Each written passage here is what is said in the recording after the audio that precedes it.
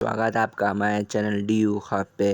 तो आज हम देखने वाले हैं आपके इफ़ एंड नेक्स्टेड इफ़ के कुछ क्वेश्चंस जो आपके वाइवा वॉइस और आपके प्रैक्टिकल एग्जामिनेशन में बहुत ही इंपॉर्टेंट रहने वाले हैं।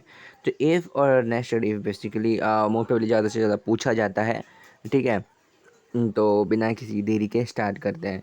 तो इफ़ फंक्शन क्या होता है? इफ़ फंक्शन क्या होता है? टेस्ट यूज़ होता है, एक एक्सेल में एक फ़ंक्शन होता है, बेसिकली आप उससे बताओगे कि एक्सेल में एक फ़ंक्शन होता है जिसका हम इस्तेमाल करते हैं अपने कंडीशंस एंड द रिटर्न को देखने के लिए फ्रॉम वन वैल्यू अगर ट्रू है या फिर अनदर वैल्यू फॉल्स है, या फिर एक वैल्यू अगर पास है या एक वैल्यू फेल है, तो उसको आप देखने के लिए अपना इफ़ फंक्शन का यूज़ करते हो।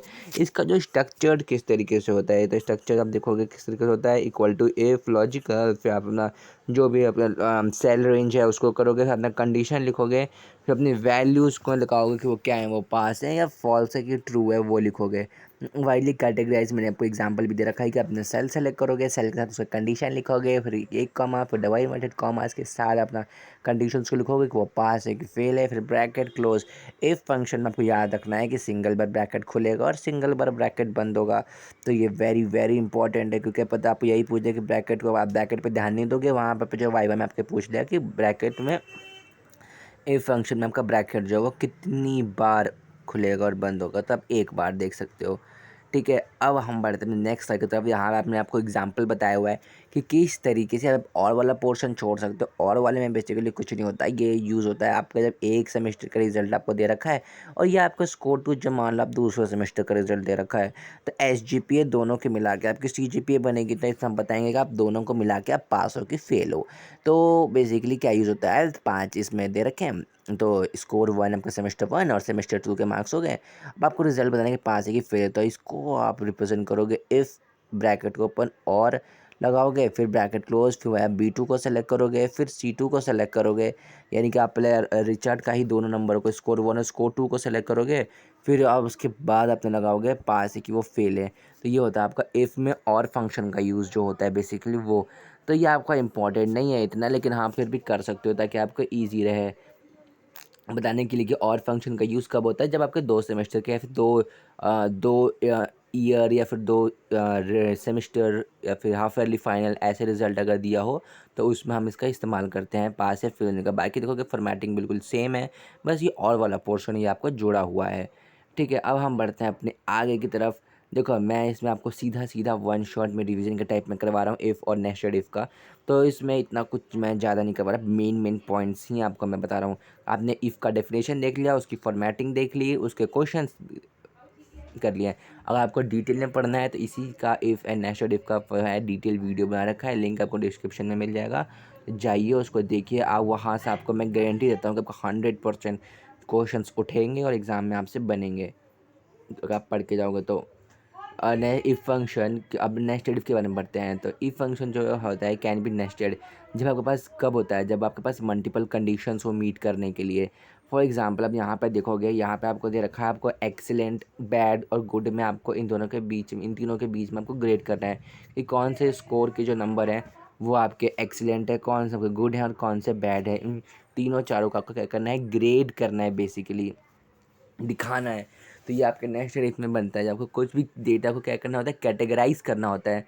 तो इसमें आपको ये चीज़ याद रखनी है कि देखो पहले 3 बार ब्रैकेट खुलेगा, सबसे इम्पॉर्टेंट चीज़ कि 3 बार आपका ब्रैकेट खुलेगा। इक्वल टू इफ फंक्शन लगाओगे, ब्रैकेट ओपन, फिर अपने सेल इक्वल टू 1, फिर आप कंडीशन लिखोगे बैड होगा, फिर कॉमा करोगे, फिर इफ़ लगाओगे, फिर ब्रैकेट ओपन करोगे, ब्रैकेट क्लोज नहीं हुआ है। वेरी वेरी इंपॉर्टेंट, बच्चे ब्रैकेट में बहुत ज़्यादा गलतियाँ करते हैं और फिर बोलते हैं मैडम हमारा तो एरर आ रहा है। अरे एरर तो आएगा ही जब तुमने गलत लिखा है। तो कंप्यूटर तो मशीन है, जब तक आपकी फॉर्मेटिंग सही नहीं, जब कोडिंग सही नहीं है, आपको कैसे पता चलेगा कंप्यूटर को कि वो आपने सही लिखा हुआ है, सही कमांड दे रहे हो उसको।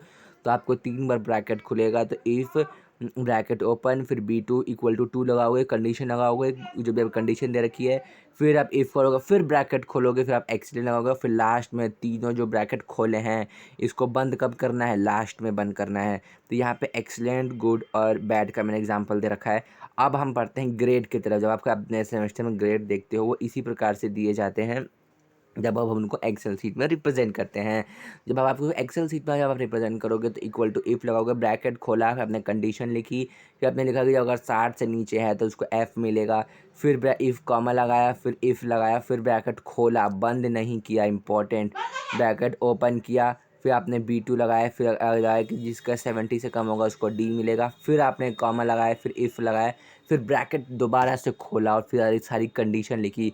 और लास्ट में याद रखना, ये कितने बार कॉमा जाएगा, जितने बार ब्रैकेट खुला है उतने बार ब्रैकेट बंद होगा, यानी उतने बार कॉमास लगाओ, कॉमास बोलो, ब्रैकेट क्लोज जो है उसका आप साइन लगाओगे लास्ट में। तो यहाँ पर आप जैसे ही लगा के उसको एंटर क्लिक करोगे, आपके सारे जो फॉर्मेटिंग है वो आ जाएंगे।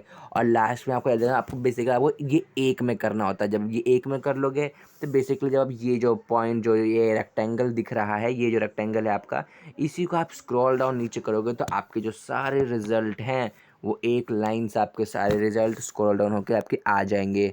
तो ये था आपका बेस। आपको एक क्वेश्चन आपने नेस्टेड इफ में ग्रेड का कर लिया और एक क्वेश्चन आपने किसका कर लिया, एक्सीलेंट बैड का गुड का कर दिया। तो दो क्वेश्चन नेस्टेड इफ से बनते हैं इस प्रकार के।